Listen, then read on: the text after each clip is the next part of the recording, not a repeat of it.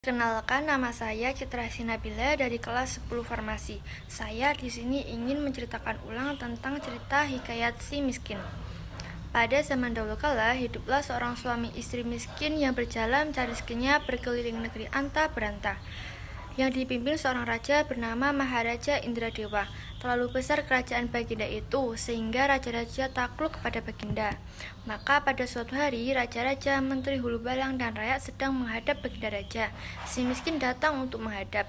Sebelum menemui raja, orang-orang yang melihatnya tertawa dan melemparinya dengan batu dan kayu hingga tubuhnya penuh dengan darah. Baginda Raja yang mendengarnya lalu bertanya, "Apakah yang gempar di luar itu?" Sembah segala raja, "Ya Tuhanku, Syah Alam, orang-orang melempari si miskin tuanku." Maka titah Baginda, "Suruh usir jauh-jauh." Maka diusirlah si miskin hingga ke tepi hutan tempat di mana ia bermalam. Ketika siang hari, si miskin pergi ke kampung dan pasar untuk mencari rezeki. Tetapi sampainya di sana, orang-orang mengusirnya dengan kayu dan melemparinya dengan batu hingga tubuhnya berlumuran darah.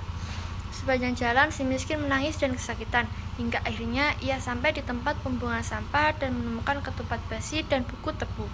Dimakanlah makanan tersebut oleh sepasang suami istri. Entah berapa lamanya, istri si miskin hamil 3 bulan.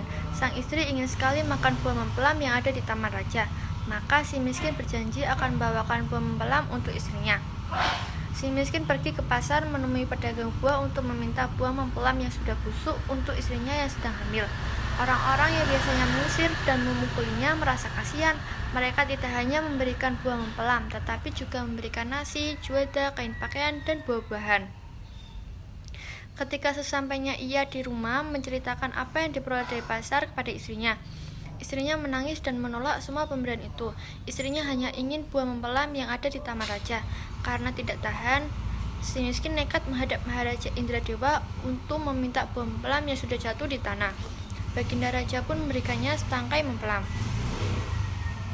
Tak lama kemudian, sang istri ingin buah nangka yang ada di taman raja. Maka si miskin pun pergi menghadap Baginda Raja dan bersujud memohon buah nangka. Baginda Raja pun memberikannya 1 biji nangka.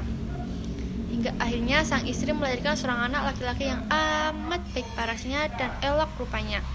Maka dinamainya Marakarma, yang artinya anak di dalam kesukaran.